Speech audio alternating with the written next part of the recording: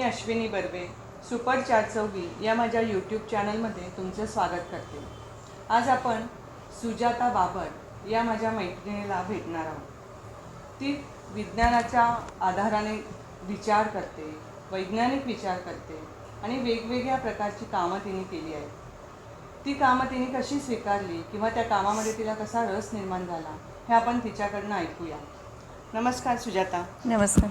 तुझं यूट्यूब चॅनलमध्ये स्वागत आहे. थँक्यू. आपण म्हणजे मी नेहमी ऐकते की खगोल मंडळाचं तू काम करते आणि गेली अनेक वर्ष, परंतु त्याच्या आधी पण मला असं वाटतं की कोणत्याही गोष्टीची सुरुवात किंवा त्याचं रोप हे आपल्या बालपणामध्ये असतं. म्हणजे बालपणी आपण कसं होतो, काही आपल्याला उत्सुकता होती, जिज्ञासा होती आणि ती पुरवण्याचं काम आपल्या आजूबाजूचे लोक करत असतात.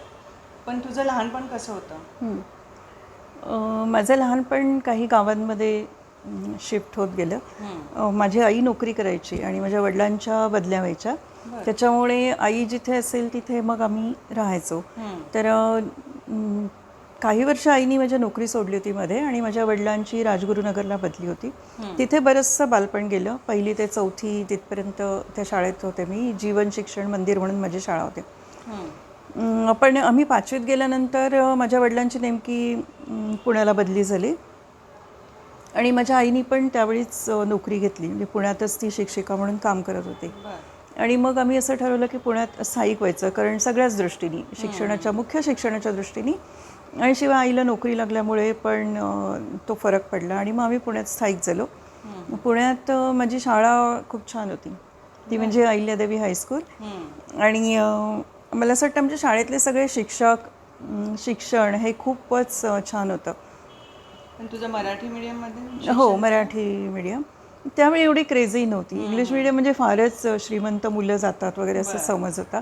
मी अगदी साध्या घरातून आलेली आणि मी सांगितलं तसं माझी शाळा खूपच छान होती. आमचे जे शिक्षक होते ते आम्हाला अतिशय उत्तम संस्कार करणारे असे शिक्षक मिळाले.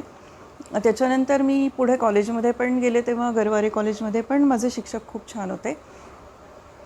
आणि मला आठवतं आहे मी कॉलेजमध्ये असताना आम्हाला प्र के घाणेकर म्हणून एक प्रसिद्ध विज्ञानाचं काम करणारे प्राध्यापक पुण्यात आहेत, तर ते आम्हाला शिकवायला होते. आणि त्यांनी आम्हाला, मला वाटतं 80 साली ग्रहण लागलं होतं आणि ते ग्रहण त्यांनी आम्हाला चाळणीतून दाखवलं होतं.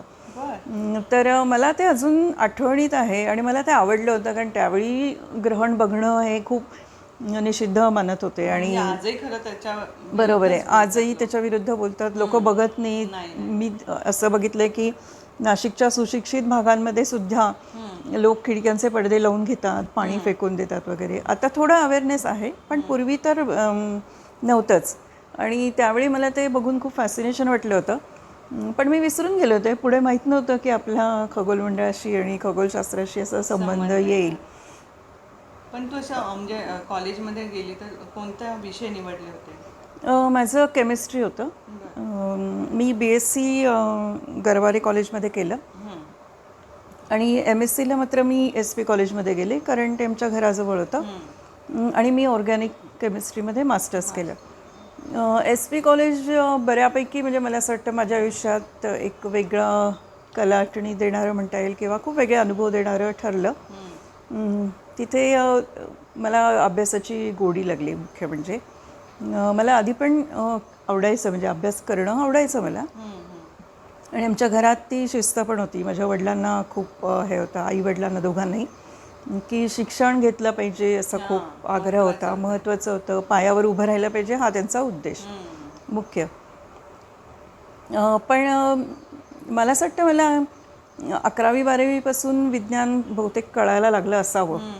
कारण मुलींसाठी विशेषतः जी काही बंधनं असतात, पिरियड्समध्ये देवळात जाऊ नये किंवा अशी पूजेला जाऊ नये, असं काही ज्या गोष्टी होत्या त्याला मी विरोध करायची किंवा वटसावित्री करायची, हे करायचं, तर मी कधीच करायची नाही. उपवास करायचे.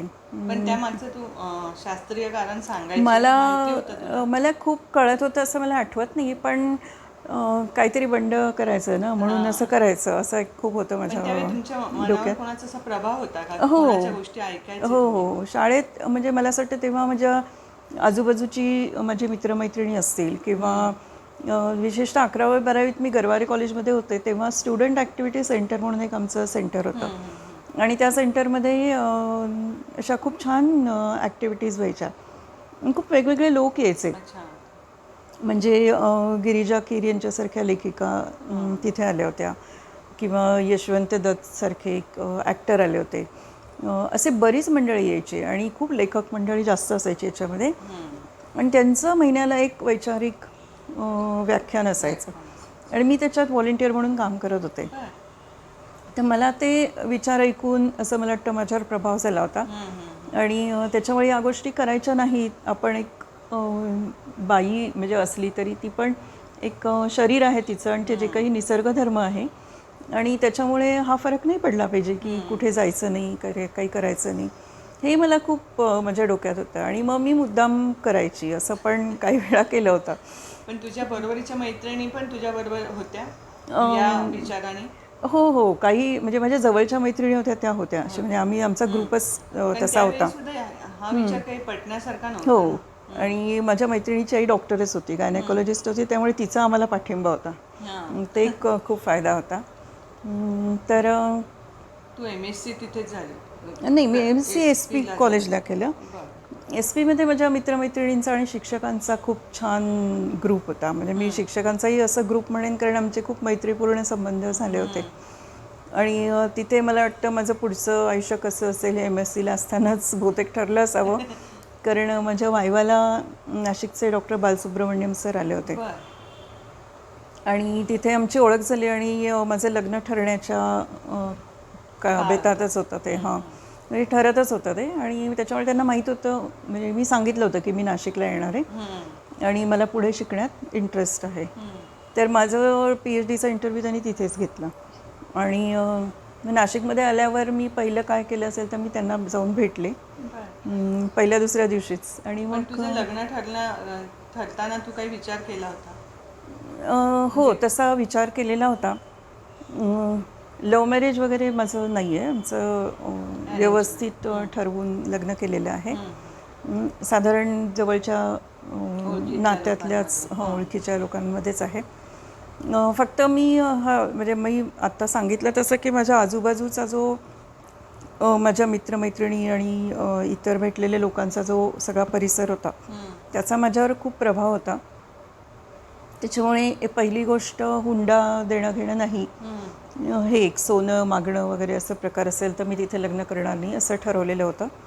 आणि आपल्या शिक्षणाचा आदर होईल असं घर असावं हे एक माझी खूप इच्छा होती. आणि दुसरी हे होती की घरात खूप माणसं पाहिजेत. कारण आमच्याकडे आम्ही खूप कमी लोक होतो आणि मला असं वाटायचं की खूप माणसं असावीत म्हणजे मला खूप नातेवाईक मिळतील आणि असं खूप वाटायचं. आणि तसंच घर पण मला मिळालं. त्याच्यामुळे मला पुढे खूप अडथळे कुठल्याच बाबतीत आले नाहीत. उलट सगळ्यांचा खूप पाठिंबाच असायचा. आणि विशेषतः माझे सासरे खूपच प्रोग्रेसिव्ह विचारांचे होते आणि त्यांनी शाळा सुरू केली होती. आणि त्यांचं बरंच सामाजिक काम पण होतं.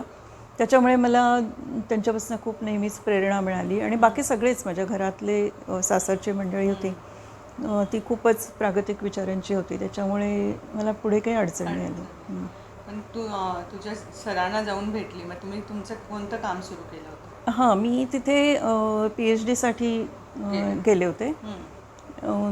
5 वर्ष मी ते संशोधन केलं आणि माझं ऑर्गॅनिक केमिस्ट्रीमधला सिंथेटिक केमिस्ट्रीचा एक भाग होता त्याच्यामध्ये. माझे गाईड म्हणजे डॉक्टर बालसुब्रमण्यम सर. ते गाईडपेक्षा गुरु आणि मित्रच आमचे झाले. आणि त्यांचे संस्कार फारच वेगळे होते. ते खूप वेगळे शिक्षक, वेगळे गुरु आहेत. त्यांनी मला खूप विज्ञानाच्या वेगवेगळ्या बाजू दाखवल्या. म्हणजे अगदी साधं आम्ही जिथे लॅबॉरेटरीत काम करायचो तिथे आम्ही एक बाग डेव्हलप केली होती आणि बालसुब्रमण्यम मॅडम पण खूप इंटरेस्ट घेऊन ते सगळं करायच्या. आणि त्या बागेमध्ये रोज वेगळं काहीतरी घडायचं. म्हणजे कधी नोंद ठेवली जायची. म्हणजे अगदी एखाद्या पक्ष्याने घरटं बांधलं आहे वेगळं तर आम्ही ते बघायला जायचो. मग त्याचे म्हणजे इतक्या छोट्या छोट्या गोष्टी होत्या. मग तिथे घोरपड होती, खूप सरडे होते, साप होते, म्हणजे अशी ती आमची लॅबोरेटरी थोडी बाजूला होती कॉलेज कॅम्पसमध्ये. त्याच्यामुळे हे सगळं आम्हाला बघायला मिळायचं. आणि त्यांनी खूपच म्हणजे नाशिकमधलं नाणे संशोधन केंद्र हे खूप लोकांना त्यावेळी माहीत नव्हतं. पण आमचे सर आम्हाला तिकडे घेऊन जायचे. मग त्यांनी पक्षीमित्र मंडळाची आमची ओळख करून दिली. मग दिगंबर गाडगे काका जे नाशिकमधले खूप सुप्रसिद्ध पक्षीमित्र आहेत, त्यांनी आमच्यावर खूप हे केलं. म्हणजे कुठेही गेलो तर कसं वागलं पाहिजे, म्हणजे पक्षी बघण्यासाठी आपल्याला जी सावधता लागते किंवा तू हे पण आम्हाला सांग की पक्षी बघताना जाताना आपण काय काळजी घेतली पाहिजे. कारण खूप वेळा लोक हौशेने जातात, हो. परंतु त्यांना माहिती नसतं की आपण काय केलं पाहिजे. म्हणजे त्यांनी आम्हाला हे शिकवलं आणि आम्ही आजपर्यंत ते पाळतो. ते म्हणजे की आपला आवाज अगदीच कमी पाहिजे, मुख्य म्हणजे, नाही तर मग ते पक्षी उडून जातात. पक्षी निरीक्षण करायला गेलो म्हणजे सगळीकडे आपल्याला खूप पक्षी दिसतील, बसलेले सगळे झाडावर, असं अजिबातच नसतं. आपण गेल्यानंतर क्वचितच आपल्याला काही पक्षी बघायला मिळतात किंवा मग आपण खास त्या भागात गेलो जिथे पक्षी जास्त दिसतात, तिकडे गेलो तर मात्र आपल्याला खूप व्हरायटी बघायला मिळते. पण खूप भडक कपडे न घालणं, शक्यतो आपण हिरव्या रंगाचे किंवा तपकिरी ब्राउनिश निसर्गाला साजेसे अशा रंगाचे कपडे घालणं.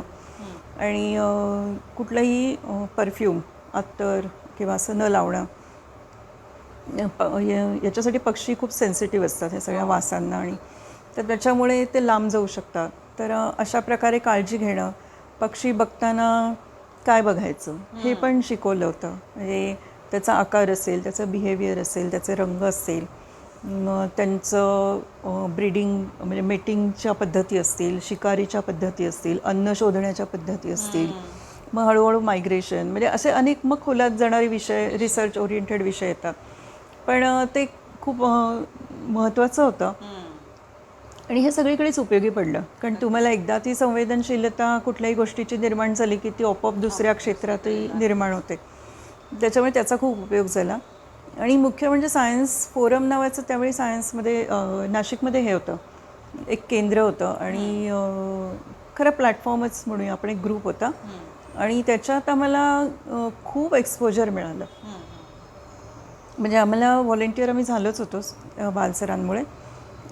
पण तिथे वेगवेगळे जे दिग्गज मंडळी यायची आणि मग त्या युनिव्हर्सिटीमधनं, पुणे युनिव्हर्सिटीमधनं यायचे, मुंबई युनिव्हर्सिटीमधनं यायचे किंवा TIFR यायचे, म्हणजे खूप नावाजलेल्या संस्थांमधनं लोक यायचे. नाशिकमधली कितीतरी मोठी नावं होती आणि त्याचं काम करताना खूप खूप मजा आली. म्हणजे खूप छान आपण काहीतरी ऐकतोय हेही वाटायचं आणि तसंही व्हावं अशी एक इच्छा पण निर्माण व्हायची. आता ही प्रेरणा खूप सायन्स फोरममधनं मिळाली.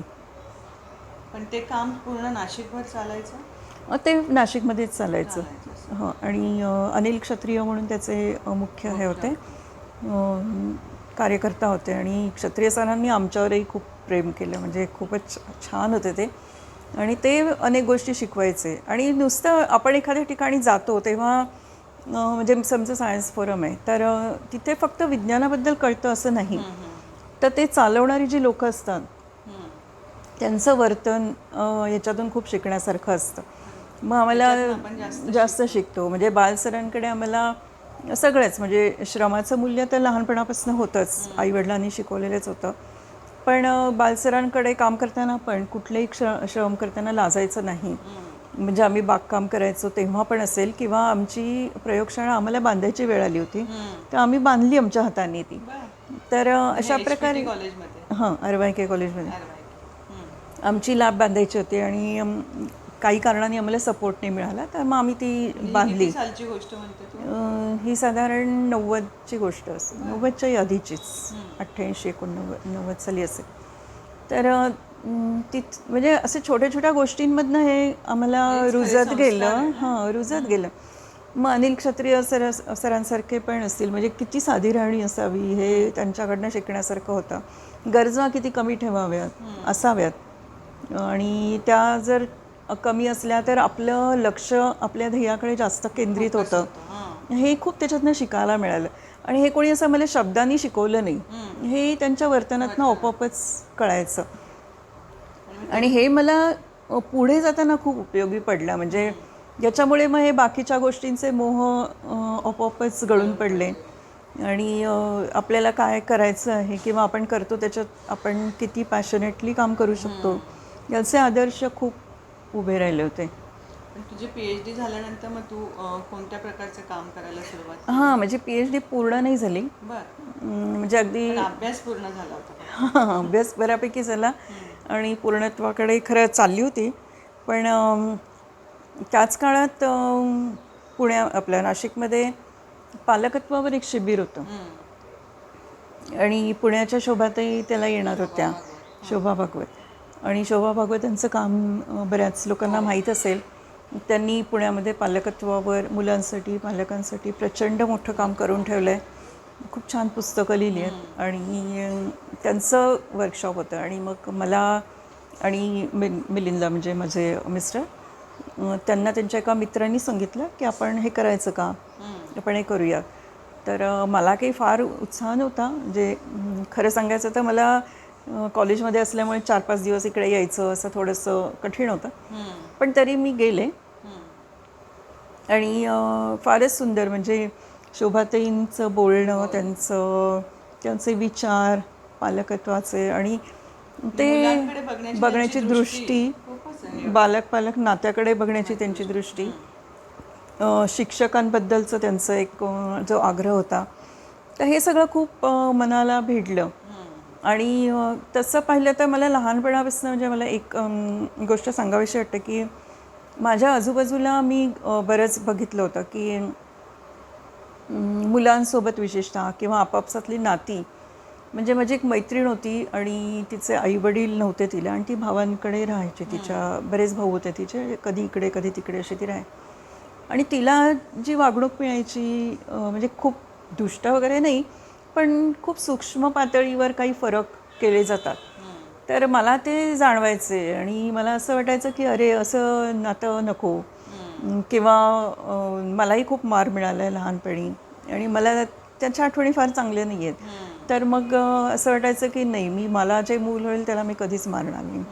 किंवा असे काही विचार त्या काळात पण रुजतच होते. पण असं फार पुण्यामध्ये एक्सपोजर सामाजिक कार्याचं किंवा अशा कार्याचं काही नव्हतं. पण इथे नाशिकमध्ये मात्र त्या कार्यशाळेत गेल्यानंतर मला खूप वेगळीच एक ओळख झाली त्या विषयाची. आणि असं वाटलं की नाही, आपल्यालाही मूल आहे तर आपण हे आचरणात पण आणायला हवं. आणि थोडंफार होतंही, कारण कुठेतरी मनात असतं म्हणूनच आपण तिकडे ओढले पण जातो. तर नवीन विचार करण्याची आपली इच्छा ती असते. इच्छा हो. म्हणजे बरंचसं मी नंतर जसं खूप काम केलं सुजाण पालकत्वाचं तेव्हाही हो हो हो आम्ही शोभाताईंच्या शिबिरानंतर आम्ही नाशिकमध्ये खेळघरं सुरू केली होती आणि वेगवेगळ्या वयोगटाच्या मुलांसाठी आम्ही रोज 1.5 तास खेळघर घ्यायचो.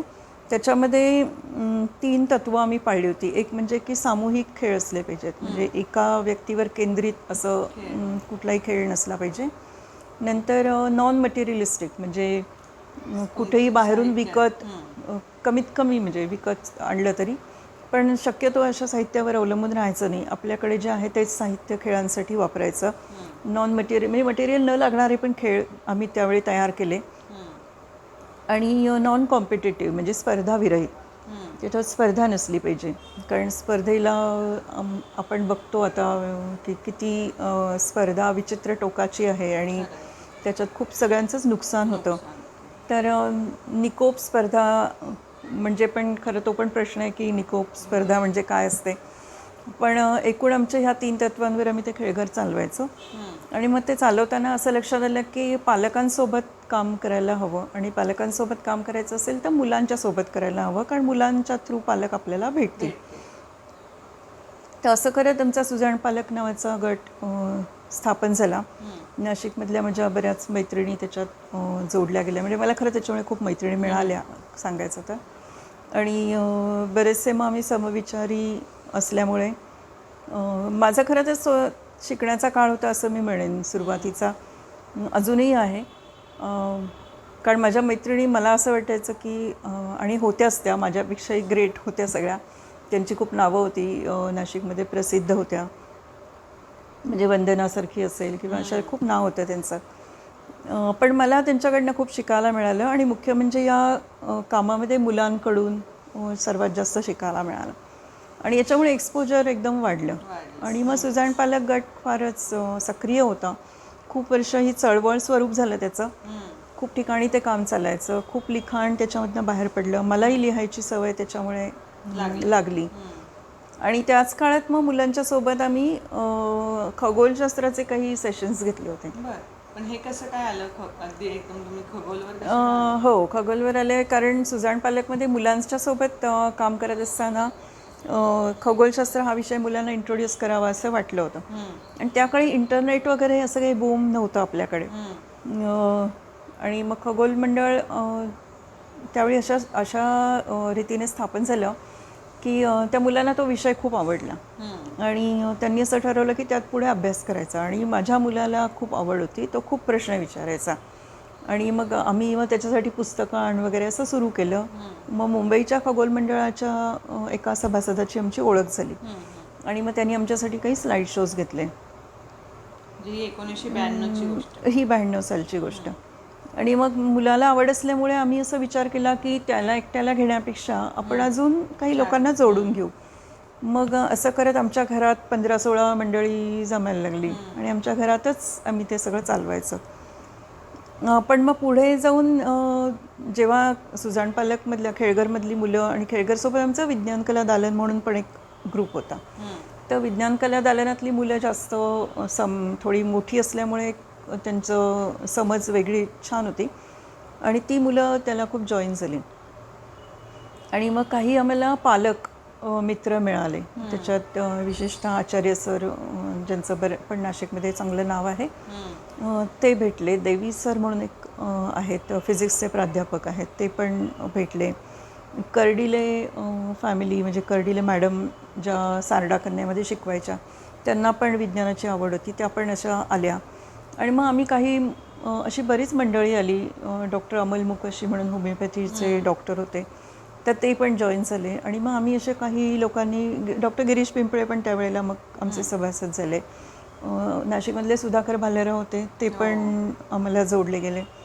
आणि या दोघांनी खूप काम केलं होतं. पिंपळे सरांचं आणि भालेराव सरांचं खूप काम आहे याच्यामध्ये. आणि मग हा ग्रुप हळूहळू मोठा होत गेला आणि आम्हाला काही वेगळं रजिस्ट्रेशन वगैरे करायचं नव्हतं. तर आम्ही मग मुंबईच्या खगोल मंडळाशी अफिलिएट झालो आणि मग ते मंडळ हळूहळू खूपच मोठं झालं. मग आम्हाला विद्याप्रबोधिनी शाळेने जागा दिली, त्यांची एक वर्ग दिला आणि मग त्याला खरं छान स्वरूप आलं आणि खूपच. तुम्ही जे सगळेजण एकत्र येऊन काय करायचं त्याच्यामध्ये काम म्हणजे आम्ही दर रविवारी व्याख्यान ठेवायचो. व्याख्यान म्हणजे सेल्फ स्टडीज असायचा तो, कारण तज्ज्ञ असं कोणीच नव्हतं, आम्ही सगळे अभ्यासकच होतो. आणि पण आम्ही ठरवलं की आपणच व्याख्यानं घ्यायची, कारण त्या निमित्ताने अभ्यास होतो आणि खरंच आमचा चांगला अभ्यास झाला. आणि मग आम्ही एका रविवारी व्याख्यान घ्यायचो. एका रविवारी आम्ही खूप पुस्तकं होती, आमची लायब्ररी होती खगोलशास्त्राची, तर एका रविवारी पुस्तक वाचन संबंधितच व्याख्यान. हो हो हो, तेच. कारण तुम्ही कसे निवडायचे खगोलशास्त्राचे? एक तर एवढं माहीत होतं की काही मूलभूत विषय आहेत, म्हणजे उदाहरणार्थ स्पेक्ट्रम हा विषय किंवा स्पेक्ट्रोग्राफी हा विषय, तर हा विषय बेसिकच आहे. किंवा एकदम ग्रॅव्हिटेशनल लॉ हा खूपच बेसिक आहे त्याच्यात. तर हे पण सगळ्यांना नीट समजलं पाहिजे. आपल्याला माहीत असतात पण त्याचे ॲप्लिकेशन्स असतात, खगोलशास्त्रात ॲप्लिकेशन्स असतात, ते कळत नाहीत. किंवा मग काही नुकतीच घटना घडली आहे किंवा घडणार आहे, म्हणजे ग्रहणासारखी असेल, तर आपण त्या काळात अंतराळयानं पाठवलेली होती किंवा ह्याच्यामध्ये इतके नवीन शोध असतात, म्हणजे रोज एक नवीन शोध लागतो जवळपास, असं म्हटलं तरी चालेल. आणि आता तर खूपच अत्याधुनिक सगळं आहे, यंत्रणा. असे आम्ही विषय निवडायचो. बरेचसे विषय आम्हाला लोक सुचवायचे की तुम्ही या विषयावर व्याख्यान घ्या. मग व्याख्यानांबरोबर मग आम्ही हळूहळू आकाशदर्शनाचे कार्यक्रम सुरू केले. आमच्याकडे छोट्या दुर्बिणी होत्या त्यावेळी, त्या छोट्या म्हणजे PVC पाईप असे मोठे 1-2 मीटरचे पाईप असायचे आणि त्याच्या दुर्बिणी असायच्या. पण आमच्यासाठी त्या मोठ्याच होत्या.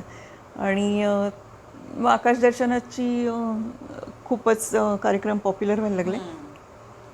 मग खूप आमंत्रण यायला लागली. अशा तरी रीतीने मग खगोल मंडळाला थोडीफार ओळख निर्माण झाली. पण तुम्ही दुसऱ्या ठिकाणी पण जातात काम जातात? हो, म्हणजे आम्ही फक्त नाशिकमध्ये नाही, पण जिथे बोलवेल तिथे जायचं असं आमचं एक हे होतं. रात्रीचा किती वेळ असतो काय असं काही हो, रात्री म्हणजे 6-7 नंतर आपण पहाटे 6पर्यंत कधीही बघू शकतो. तसंही आमचे कार्यक्रम असतात रात्रभराचे आकाशदर्शनाचे, जे संध्याकाळी 6ला सुरू होतात ते सकाळी 6ला संपतात. आणि मग काही ठिकाणी आमंत्रणं असतील त्याप्रमाणे रात्री 7 ते 9, 7 ते 10, 7 ते 12. आता समजा तुम्हाला कोणाला आमंत्रण द्यायचं असेल तर त्यांनी कसं तुमच्याशी कॉन्टॅक्ट करायचं? हां, त्यांनी आम्हाला फोनवर जरी बोलवलं तरी आम्ही पुढची बोलणी त्यांच्याशी करून घेऊ शकतो. म्हणजे कुठेही जाऊ शकतात? हो हो, कुठेही. म्हणजे आम्ही महाराष्ट्रातल्या उत्तर महाराष्ट्रातले बहुतेक आदिवासी पाड्यांमध्ये आम्ही गेलेलो आहे. आणि दुर्बिणी तुम्ही तुमच्या आम्ही आमच्या घेऊन जातो. आम्ही साहित्य सगळं घेऊन जातो, कारण आदिवासी भागात साहित्य तर नसतंच. लाईट असेल तर आम्ही प्रोजेक्टरमधनं आधी दिवसा त्याचे स्लाईड शोज दाखवतो, शाळांमध्ये फिरतो आणि मग रात्री आकाशदर्शन. आणि जिथे मिळेल जागा तिथे आकाशदर्शन. असं काही नाही की खूप सॉफिस्टिकेटेड काही तुम्हाला जागा पाहावी. परंतु आता तू जेव्हा पक्षी बघताना ही काळजी घ्यायला पाहिजे, तसं आकाश दर्शन करताना सुद्धा लोक खूप आरडाओरडा करतात किंवा काही हे करतात, तर त्याबद्दल पण तू आम्हाला सांग. आकाशदर्शन करताना पण म्हणजे तो जितका रंजक असतो तेवढाच तो अभ्यासपूर्ण पण कार्यक्रम असतो. त्याच्यामुळे आकाशदर्शन करताना पण आपण काळजी घ्यायलाच हवी. एक तर दुर्बीण वापरताना किंवा हाताळताना खूप काळजीपूर्वक वापरावी लागते. ती खूप सेन्सिटिव्ह इन्स्ट्रुमेंट आहे. त्याच्यामुळे त्याला धक्का लागला तर तो पुन्हा अलाइनमेंट करणं किंवा त्या ऑब्जेक्टकडे रोखून ठेवणं याच्यात वेळ जातो. दुर्बिणीला न धरणं म्हणजे कोणी पण बघताना हे एक काही इन्स्ट्रक्शन्स आम्ही तिथे देतो. दुसरे म्हणजे आरडाओरडा करणं आणि या गोष्टी पण आहेत.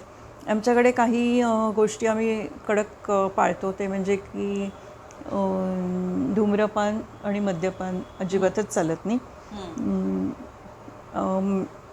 या 2 गोष्टी निषिद्ध आहेत. हां, आणि तिथे तर अजिबातच अलाउड नसतं. कारण बरेचदा आम्ही जातो तेव्हा रानात असतं किंवा कुठेतरी जमिनीवर शेतात एखाद्या ठिकाणी असतं. तर एक तर ह्या सवयींबद्दल आमची थोडीशी मतं आहेतच की त्या चुकीच्या आहेत. दुसरी गोष्ट अशी की तुम्ही जेव्हा सिगरेट किंवा विडी ओढता तेव्हा ते काडीने ते गवत पेटू शकतं. सगळ्यांनाच धोका असू शकतो. त्याच्यामुळे ह्या एक गोष्टी काही असतात. किंवा मग कपडे पूर्ण अंगभर घालणं, बूट घालणं हे पण एक आहे, कारण रात्री आपण जात असतो. अर्थात आम्हाला असे अनुभव अजून कधी आलेले नाही आहेत, काही दुर्घटना घडलेल्या नाही आहेत, परंतु काळजी घेणं महत्त्वाचं आहे. म्हणजे तुम्हाला काही चावलं नाही पाहिजे. तू आता 1992 ते आता 2024 एवढ्या काळामध्ये हे सगळं मंडळ चालवते किंवा वेगवेगळ्या प्रकारची कामं पण करते, तर यामध्ये बदल कसा होत गेला का? म्हणजे वैज्ञानिक दृष्टिकोन लोकांचा वाढला आहे का कमी झाला आहे, असं काही तुला लक्षात आलं? जी लोक संपर्कात येतात किंवा जी खगोल मंडळात येतात किंवा बाकीच्याही माझ्या कामांमध्ये जी काही लोक मला भेटलेली आहेत, तर त्यांच्यामध्ये वैज्ञानिक दृष्टिकोन बऱ्यापैकी निर्माण होतो, विकसित होतो. आणि त्याच्यात मुख्य म्हणजे खगोल मंडळात येणारी मंडळी कशी आहेत की त्यांना मनापासून अभ्यास करायचा आहे आणि जेन्युइन असतात ते. आणि हा अभ्यासक्रमाचा भाग नाही आहे, त्याच्यामुळे बाकीच्या क्लासेससारखी बंधनं काही नाही आहेत. परीक्षा द्यायच्या आहेत, इतके मार्क पडले पाहिजेत, तितके मार्क पडले, असं काही नाही. म्हणजे जिज्ञासा मुख्य आहे आणि अभ्यास आहे. तर ह्या 2 ह्याच्यापोटी लोक येतात आणि त्याच्यामुळे मुळातच ते एक वेगळ्या बेसनी आलेले असतात. त्याच्यामुळे खूप सोपं पण पडतं. हा एक भाग आहे त्याच्यातला. नंतर खगोलशास्त्र तसं खूप व्यापक आहे, म्हणजे त्याच्यात सगळेच विज्ञान येतात. म्हणजे ग्रहतारेच नाही, हां, सगळंच आहे. म्हणजे आपल्याला खूप गोष्टी काही लोक चेष्टा पण करतात, काय तुम्ही नुसते ग्रहतारे दाखवता किंवा, पण ते नुसतं बघणं हा वेगळा भाग आहे. म्हणजे आपण या विश्वाचा एक छोटा भाग आहोत. मुख्य म्हणजे ही याची जाणीव आपल्याला झाली पाहिजे. हे खगोल मंडळात आणि मला खूप प्रकर्षाने जाणवतं हे, की आपण इतक्या छोट्या ग्रहावर आणि अगदी एवढीशी माणसं आहोत आणि विश्व इतकं प्रचंड मोठं आहे की जिथे समजा आपण रोज आकाशात बघितलं तरी आपल्याला असं जाणवत होतं की काय चाललंय आपल्याला कळत नाही ना. आणि थोडासा अजून व्यापक विचार केला ना तर खूप गोष्टींची आपल्याला जाणीव होते. म्हणजे एवढ्या मोठ्या विश्वामध्ये किती मोठी शक्ती असेल की इतकं सगळं हे तरंगत सगळं ठेवलेलं आहे. तर त्या प्रत्येकाला काहीतरी गुणधर्म आहेत आणि त्या ह्याच्यानी ते वागतात आहेत. वागतात हो, म्हणजे ती आणि शिस्त आहे एक शिस्त आहे त्याच्यामध्ये एनर्जी आहे प्रचंड. आणि त्याचा एक आपण भाग आहोत आणि त्याच्यात आपण सगळ्या आपल्यासारखे अनेक असे लोक असू शकतात त्याच्यामध्ये. आणि त्याचा एक म्हणजे ते विज्ञान शिकल्यानंतर एक प्रकारचा तुमचा अहंकार वगैरे सगळा गळून पडतो. आपण किती छोटे आहोत, घेण्याची उत्सुकता पण हो माणसाच्या मनात. आपण खूप लहान आहोत हे पण आपल्याला समजतं. खरं. आणि दुसरं म्हणजे त्याच्यामध्ये हे वेगवेगळे विज्ञान आल्यामुळे फक्त विज्ञानाचंच नाही आहे पण साहित्यामध्ये खगोलाचा खूप उल्लेख आहे. म्हणजे सूर्य, पृथ्वी, चंद्र, तारे यांच्यावरच्या कविता असतील किंवा लिखाण आहे खूप त्याच्यावर. म्हणजे अगदी आपण पौराणिक गोष्टी घेतल्या ना हो. तर त्याच्यात सुद्धा असा त्याच्यातही खूप उल्लेख आहे हो या गोष्टींचा. खूप म्हणजे पौराणिक कथा पण आणि सगळे नक्षत्र, राशी, तारका समूह यांचे जे संबंध लावलेले आहेत ते खूपच रंजक आणि शास्त्रीय आहेत. मुख्य म्हणजे त्या कथा कळल्यानंतर तुम्हाला एखादा तारका समूह समजू शकतो. म्हणजे हा खूप गमतीशीर आणि वैज्ञानिक भाग आहे. तर मुलं जेव्हा प्रश्न विचारतात ना तेव्हा मग ते उत्तरं शोधताना त्यांना प्रश्न विचारायला मुख्य म्हणजे उद्युक्त करणं हा पण एक याचा उद्देश. मग ते का असं होतं, कसं होतं, ह्या सगळ्यामध्ये जो वैज्ञानिक दृष्टिकोन तयार होतो मग तो निश्चितच बाकीच्या ठिकाणी पण तयार होतो. आणि आम्हाला असं जाणवलेलं आहे की 92 साली येणारी मुलं आज खूप मोठी झालेली आहेत आणि त्यांच्या व्यवसायात, कामात मग्न आहेत.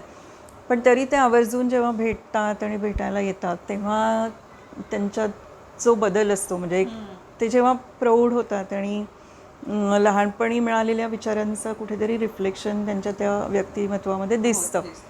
आणि हे नकळत झालेले संस्कार आहेत. आमच्याकडे एक प्रथा होती मंडळात की आम्ही बाकीचे जे लोक होतो म्हणजे मोठे लोक जे होतो ते वेगवेगळ्या व्यवसायातले होतो. हा आमचा फक्त छंद. आणि प्रत्येकाच्या व्यवसायामध्ये प्रत्येकाला खूप वेगवेगळे अनुभव येत असतात. तर आम्ही ते मुलांना सांगायचो. म्हणजे मी अभिव्यक्ती संस्थेत काम करत होते त्यानिमित्ताने समजा मी कुठे गेले, उदाहरणार्थ मी समजा नर्मदाच्या घाटीत गेलेली आहे तर तो अनुभव मी त्यांना सांगायचे. तर त्यांचं एक्सपोजर फक्त खगोलापुरतं न राहता आमच्या अनुभवांची देवाणघेवाण व्हायची. आणि मग त्यांना म्हणजे मला असं वाटतं की आम्ही सगळेच जण म्हणजे मोठी जी आम्ही मंडळी होतो ते आम्ही हे गप्पा मारता मारता सांगायचो. असं काही खास उद्देश नसायचा. पण मला असं वाटतं की त्याच्यामुळे पण आमच्या सगळ्यांचंच एक्सपोजर खूप मोठं झालं. एकमेकांचं ऐकून आणि अनुभव ऐकून त्यांना तो विषय पण समजला. बरोबर आहे. नाही तर त्यांच्यापर्यंत ते पोहोचलं पण नसतंय खऱ्या वेळेस. पण मागाशी तो जो प्रश्न विचारला की आता हा वैज्ञानिक दृष्टिकोन आपल्याला सगळीकडे जाणवतो का, तर असं वाटतं की एक वर्ग आहे असा की ज्याच्यामध्ये हा वैज्ञानिक दृष्टिकोन तयार आहे. त्यांच्या वागण्यामध्ये ती मूल्य आपल्याला दिसतात, विचार दिसतात. पण जास्त वर्ग असा पण आहे की ज्याच्यामध्ये हे वैज्ञानिक दृष्टिकोन तयार होण्याची आजही खूप गरज आहे. आणि वैज्ञानिक दृष्टिकोन म्हणजे विज्ञान नाही. म्हणजे एखाद्याला कुठल्याही गोष्टीला का विचारणं, त्याचं मागचं कार्यकारण भाव समजून घेणं हे खूप महत्त्वाचं आहे. आणि आता आपण आजूबाजूच्या घटना पाहिल्या तर असं वाटतं की नाही अजून खूप काम करायची गरज आहे. पण तू अभिव्यक्ती बरोबर कोणत्या प्रकारचं काम करत? अभिव्यक्ती काय होतं? हां, मी ज्या काळात होते त्या काळामध्ये आमचा पर्यायी माध्यमांवर आमचा फोकस होता. आणि त्यावेळचा काळ वेगळा होता. म्हणजे मुख्य म्हणजे तेव्हा टी व्हीचं होतं. हां, सुरू झाला होता. टी व्हीचा बूम नुकताच सुरू झाला होता. कारण तो 90-92चा काळ होता मी जेव्हा काम करत होते. आणि टी व्ही नुकताच आला होता. खूप चॅनल्स नव्हते पण टी व्ही आलेला होता आणि हळूहळू सॅटेलाईट चॅनल्स येतील असा एक अंदाज होता. आणि 2000 नंतर ते सुरू पण झाले. पण त्याच्या पूर्वीच्या काळामध्ये मात्र आम्ही म्हणजे प्रसारमाध्यमांच्या त्याला पर्यायी जी माध्यमं आहेत तर म्हणजे पपेट्री असेल, कथा असतील किंवा डॉक्युमेंटरी फिल्म्स असतील, पुस्तकं आहेत वेगळ्या विषयांची पुस्तिका असतील, तर अशा पर्यायी माध्यमांना घेऊन लोकांमध्ये जाणं आणि पर्यायी माध्यमांच्या मदतीने वेगवेगळे विषय मांडणं हा आमचा कामाचा मुख्य भाग होता. आणि मग त्याचं प्रशिक्षण, त्याच्या अनुषंगाने ज्या काही सर्व्हिसेस येतात त्या आमच्या त्यावेळी होत्या. आणि मग मी माध्यम साक्षरतेच्या कामामध्ये खूप काळ होते आणि प्रशिक्षणाच्या म्हणजे ट्रेनिंग आम्ही खूप म्हणजे भारतभरामध्ये आम्ही जायचो. आणि म्हणजे पर्यायी माध्यमांचं मी जास्त काम केलं. तिथेच मला लिखाणाची गोडी म्हणण्यापेक्षा मला सवय लागली. कारण लिहावं लागायचं आणि हळूहळू मग ते आपण लिहितोय तर मग चांगलं पण लिहूया असं नक्कीच वाटायचं. आणि मग अर्थातच खगोलशास्त्राचं लिखाण, पालकत्वाचं लिखाण हे काम करता करता खूप व्हायला लागलं होतं. आणि मग मैत्रिणींमुळे थोडीशी सुधारणा करत आवड पण निर्माण झाली. मग त्यातूनच तू वेगवेगळी पुस्तकं पण ट्रान्सलेट केली. हो, कारण अभिव्यक्तीमधनं मी जेव्हा बाहेर पडले तेव्हा मग मला काय करायचं हा एक मुद्दा होता. खगोल मंडळ अर्थात होतंच, पण खगोल मंडळ फक्त रविवारी असायचं आणि त्याचं काम करण्यामध्ये आधी 1-2 दिवस जायचे. पण उरलेला वेळ होता आणि मला काम करायची सवय होती. आणि असं वाटायचं की आपले अनुभव आहे तो पण आपण वाया नाही गेला पाहिजे. तर त्याच्यामुळे मला लिखाणाची आवड होती आणि ट्रेनिंगमध्ये माझं काही कौशल्य होती. त्याच्यामुळे मी ट्रेनिंग आणि लिखाण असा फोकस ठेवला. आणि सुरुवातीला रिपोर्ट्स लिहिणं वगैरे अशी मी मदत काही संस्थांना केली. मग हळूहळू लिखाणाची एक नॅक जमायला लागली. मग मुक्त विद्यापीठाची काही पुस्तकं मी लिहिली. शैक्षणिक पुस्तकं आहेत ती पण बरीचशी म्हणजे माझ्या आवडीच्या त्यातली काही काउन्सिलिंग आणि गायडन्स या विषयावर आहेत. नंतर मुक्त विद्यापीठामध्ये घरकामगारांसाठी एक कोर्स आहे 6 महिन्याचा. तर घरकामगारांसाठी कौशल्य अशा त्या विषयांवर काही लिहिली. मग त्याच्यात कम्युनिकेशन स्किल्स असतील किंवा त्यांच्या कामाच्या टास्कमधले काही स्किल्स असतील तर तशा प्रकारची लिहिली होती. किंवा त्यांचे राईट्स जे आहेत, त्यांना कुठले कायदे उपलब्ध आहेत, त्याचा त्यांनी फायदा कसा घेतला पाहिजे किंवा लाभ कसा घेतला पाहिजे याच्यावर पण आम्ही पुस्तकं लिहिली. जर्नलिझममध्ये काही लिहिली, कारण मी पुढे जाऊन मग जर्नलिझम पण केलं होतं. मग त्याच्या काही विषयांवर पुस्तकं लिहिली. नंतर पॅरालिगल्ससाठी कायद्याच्या पुस्तकांसाठी लिखाणाला मी काही मदत केली होती. कारण अभिव्यक्तीच्या कामामध्ये बऱ्यापैकी ह्युमन राईट्स आणि हे सगळे इश्यूज येतच होते. त्याच्यामुळे वाचन आणि एक्सपोजर होतं. आणि मग अनुवादाचं पण काम मी काही केलं. त्याच्यात बरीचशी ओळखीच्या मैत्रिणींकडनं किंवा काही प्रकाशनांकडनं म्हणजे या सगळ्या कामात ज्या काही ओळखी होत गेल्या. मग नॅशनल बुक ट्रस्टची काही 2 पुस्तकं आता प्रकाशित पण आहेत आणि बाकीची होतील अशी. नंतर विनिमय प्रकाशनाबरोबर आंबेडकरी लिखाणाचं मी अनुवाद केले आणि मला खूप आनंद झाला तो म्हणजे की म्हणजे खूप छान वाटलं की आंबेडकरांचं स्वतःचं एक मॅन्युस्क्रिप्ट होतं. अस्पृश्यता आणि पॅक्स ब्रिटानिका म्हणजे ब्रिटन लोकांनी जे त्यावेळेला जे अस्पृश्यांवर केलेले अन्याय होते आणि मग त्याच्यातून आंबेडकरांनी कायदे कसे म्हणजे त्याच्या संपूर्ण त्या अनुभवावरचे त्याच्यानंतरचे कायदे असे एक त्यांनी पुस्तक लिहिलं होतं. तर त्या मॅन्युस्क्रिप्टचं मला मराठी करायला मिळालं हे मला खूप छान वाटलं. आणि मेंटल हेल्थ इश्यूजवर मी बरीच पुस्तकं अनुवादित केली आहे. आत्ता तुला पुरस्कार मिळाला त्याबद्दल सांग. सूर्यदत्त. खगोलशास्त्राच्या कामाचा म्हणजे 32-33 वर्ष झाली आम्ही काम करत आहे. त्यात खगोलशास्त्राचा प्रसार या आणि त्याचं एज्युकेशन शिक्षण याच्या कामासाठी आत्ता नुकताच सूर्यदत्त पुरस्कार मिळाला.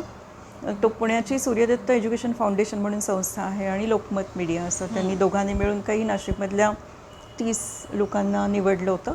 आणि काही काळ त्यांचं काम बघून त्यांना पुरस्कार दिला होता. तर त्याच्यातला हा पुरस्कार आहे. किती छान. हो हो, थँक्यू. आपल्या कामाची एक पावती दखल पण घेतली जाते आणि आपल्याला हुरूप पण येतं. हो बरोबर आहे.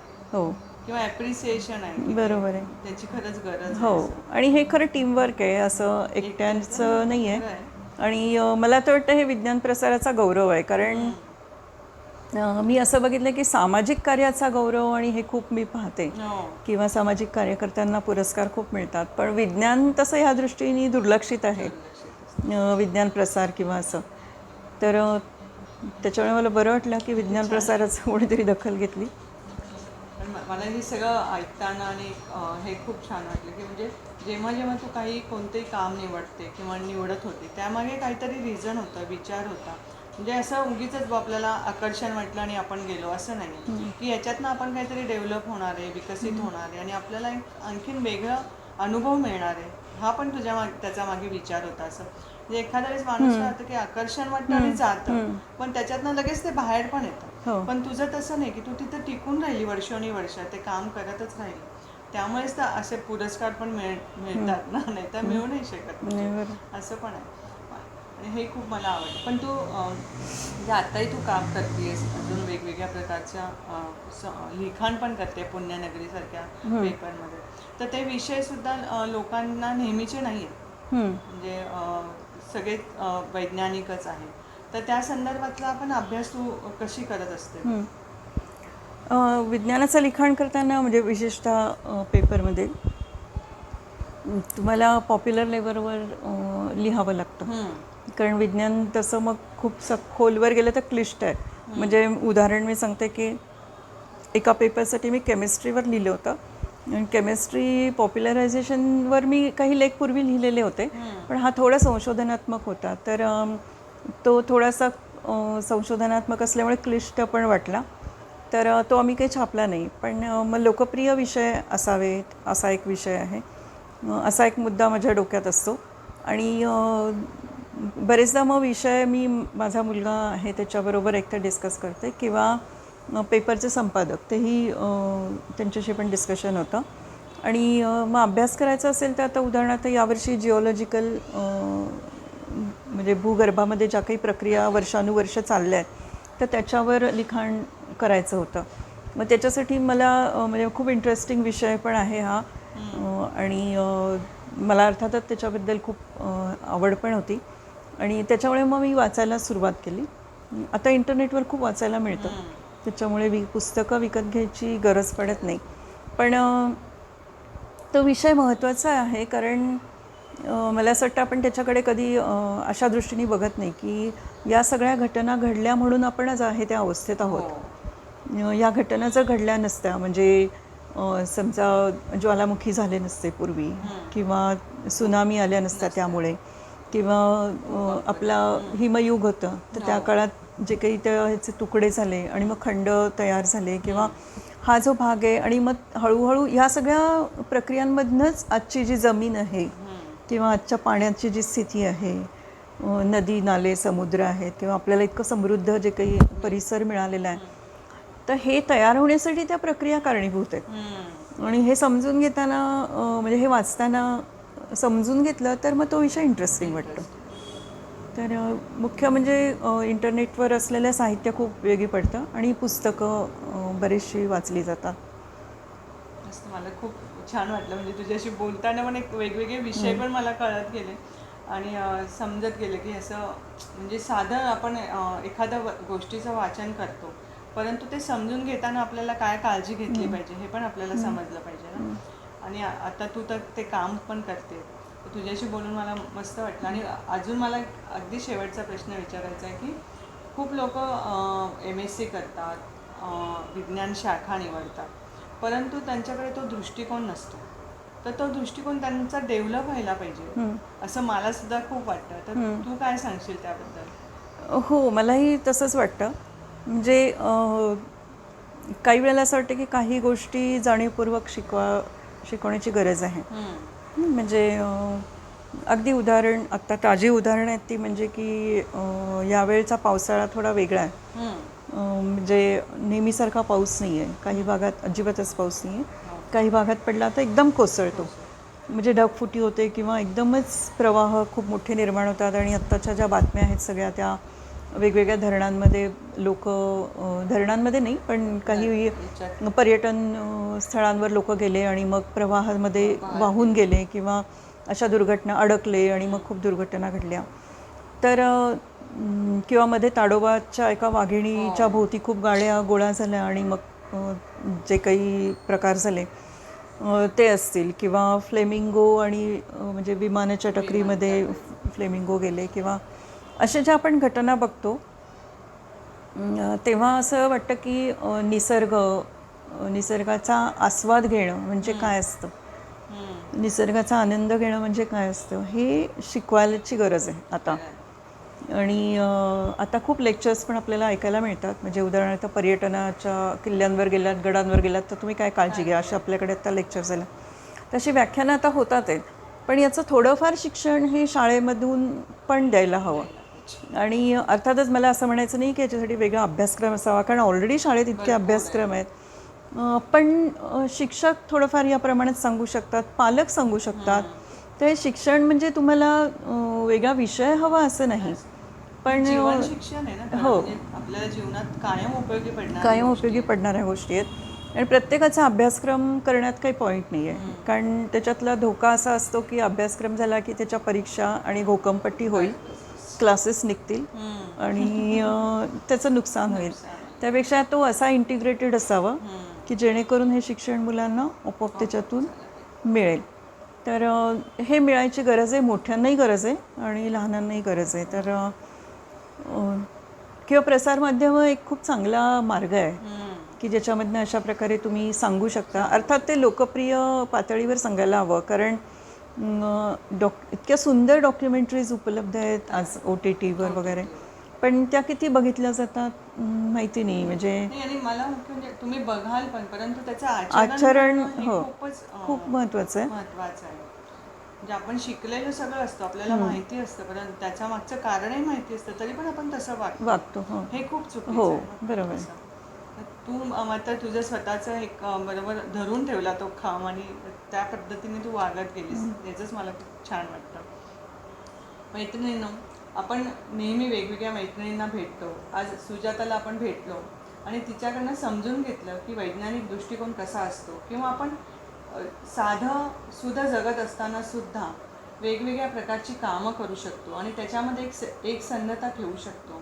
ती कशी ठेवायची, तो बॅलन्स कसा साधायचा, हे तिच्याकडे बघून आपल्याला कळतं.